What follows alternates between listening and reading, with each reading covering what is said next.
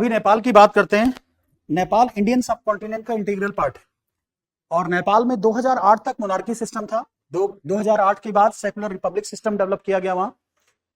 और रिसेंट में नेपाल में देखें तो एटलीस्ट मोर देन आपको 100 प्रोटेस्टर्स मिलेंगे जो मोनार्की को सपोर्ट कर रहे हैं।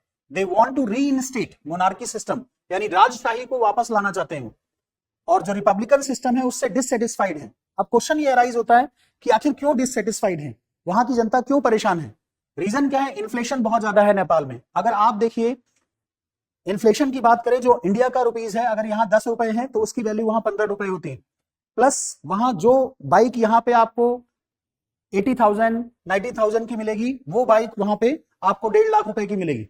इन्फ्लेशन बहुत ज्यादा है। बहुत सारे नेपाली लोग, क्योंकि नेपाल से हमारा रोटी बेटी का संबंध है और नेपाल एक हिंदू राष्ट्र रहा है, सो ये 100 प्रोटेस्टर ये बोल रहे हैं, एक तो इन्फ्लेशन बहुत ज्यादा है, अनएम्प्लॉयमेंट बहुत ज्यादा है, प्लस जब से ये रिपब्लिकन रिजीम आई है तब से क्या करप्शन बढ़ गया है। हमेशा ये चीजें देखिए, कभी भी आपको ना, जब भी नया सिस्टम कहीं डेवलप किया जाएगा तो बहुत सारे लोग वहां ऐसे मिलेंगे जो पुराने सिस्टम के सपोर्टर होंगे। जैसे जब फ्रेंच रिवॉल्यूशन हुई थी तो वहां पे भी मोनार्की को हटा के एक रिपब्लिकन सिस्टम इंट्रोड्यूस किया गया था। और जब रिपब्लिकन सिस्टम इंट्रोड्यूस किया तो बहुत टाइम तक बहुत सारे लोग ये फील करते थे कि ये जो रिपब्लिकन सिस्टम है ये अच्छा सिस्टम नहीं है, मोनार्की सिस्टम ही ठीक था। वो हमेशा कंजर्वेटिव लोग रहते हैं, वो हमेशा पुराने की तरफ जाना चाहते हैं। सेम ऐसे ही नेपाल में जो नया सिस्टम रिपब्लिकन सिस्टम बना हो, उसके अगेंस्ट बहुत सारे जो प्रोटेस्टर्स थे वो रोड शो पे आ गए। उन्होंने सिक्योरिटी फोर्सेस के साथ क्लैश किया और उस क्लैश के बाद सिक्योरिटी फोर्सेस ने भी उन्हें अरेस्ट किया। ये वीडियो आप देख रहे होंगे। इंसिडेंट की अगर बात करें तो देखिए 100 प्रो मोनार्की प्रोटेस्टर्स जो थे वो अरेस्ट किए गए हैं सिक्योरिटी फोर्सेस ने काठमांडू में। Kathmandu is the capital of Nepal. And Nepal की अगर बात करें तो नेपाल, आप मोस्टली आप नॉर्दर्न नेपाल को देखेंगे तो माउंटेनियस रीजन है वो, और लॉफ्टी माउंटेन्स है। महाभारत रेंज मिलेगी आपको, नेपाल रेंज मिलेगी। इवन जो माउंट एवरेस्ट हाईएस्ट पीक है, अगर उसे माउंट एवरेस्ट की बात करें तो माउंट एवरेस्ट भी आपको कहां, नेपाल में मिलेगा। 8,848 मीटर उसकी हाइट है। नेपाल की जो टोपोग्राफी है, जो लोअर रीजन है, जो अगर हम अपनी इंडिया की तरफ देखें या हम सदर्न पार्ट देखें, वही थोड़ा फर्टाइल है। वहां पे मधेशी कम्युनिटी भी रहती है और नेपाल के साथ हमारे कल्चरल लिंकेजेस हैं। अगर आप रामायण की बात करें तो सीता माता हमारी नेपाल से ही थी। इवन अगर आप देखें बुद्धा नेपाल से ही बिलोंग करते थे।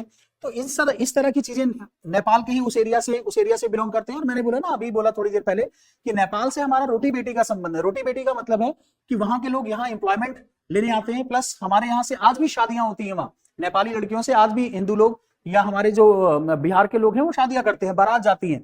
और बॉर्डर जो है पोरस बॉर्डर है, उसमें कहीं कोई बाउंड्री वॉल या इस तरह का चीजें हमने तार वार थोड़ी बहुत लगा रखी है, बाकी ऐसा कुछ नहीं।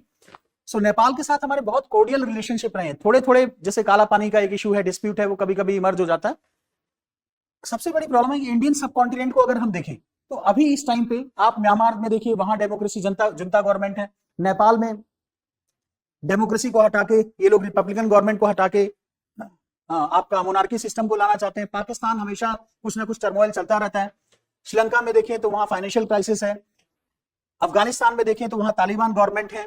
तो इस तरह से अगर हम आसपास का एरिया देखते हैं, भूटान को छोड़ के लगभग सारे, बांग्लादेश में आपने देखा ही अभी रिसेंट में क्या चल रहा है वहां, ठीक है। बांग्लादेश में वैसे ही ठीक है एक टर्मोइल बना हुआ है, एक ठीक है एजिटेशन चीजें चल रही हैं। बांग्लादेश, नेपाल, पाकिस्तान, ठीक है, आप म्यांमार में देखिए, सब तरफ डेमोक्रेसी जो है, अगर वो स्ट्रेंथन पार्ट देखें पूरे साउथ एशिया में देखें तो इंडिया में ही स्ट्रेंथन है। आसपास के जो पड़ोसी देश हैं वहां कुछ ना कुछ प्रॉब्लम चल रही है डेमोक्रेसी के साथ, रिपब्लिकन गवर्नमेंट के साथ। सेम आप देखेंगे तो नेपाल में भी ऐसा ही है। अब जितने भी डेमोन्स्ट्रेटर हैं, डेमोन्स्ट्रेटर की पिक्चर दिखाई दे रही है, चाहते हैं कि मोनार्की सिस्टम को वहां रीइंस्टेट कर दिया जाए। रीजन क्या बोलते हैं पॉलिटिकल इंस्टेबिलिटी है, करप्शन है, अनएम्प्लॉयमेंट है, इन्फ्लेशन बहुत ज्यादा है। प्रॉब्लम उनकी जेन्युइन प्रॉब्लम है। और दूसरी बात ये बोलते हैं कि जब से हमने मोनार्की सिस्टम से इसको रिपब्लिकन सिस्टम में कन्वर्ट किया है तो हमने इसको सेकुलर बना दिया है। सेकुलर की वजह से जो हिंदू आइडेंटिटी थी, जैसे हम नेपाल को एक हिंदू नेशन बोलते थे, हिंदू कंट्री बोलते थे, वो हिंदू आइडेंटिटी जो है उसको लॉस हुआ है।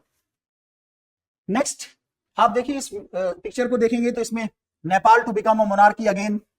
नेपालीज गवर्नमेंट है स्ट्रांगली कंडेम्ड। नेपालीज गवर्नमेंट ने उसको स्ट्रांगली कंडेम किया कि ऐसा कुछ भी नहीं है। नेपाल अभी भी इन्होंने स्ट्रिक्टर मेजर्स लिए हैं, प्लस नेपाल रिपब्लिकन है। वहां पे जो पार्टी है जिसको राष्ट्रीय प्रजातंत्र पार्टी बोला जाता है, उसने क्या किया है, उसका राष्ट्रीय प्रजातंत्र पार्टी की अगर बात करें तो वो प्रो मोनार्की सिस्टम है। वो मोनार्की को प्रमोट करती है, वो मोनार्की को रीइंस्टेट करना चाहती है नेपाल में।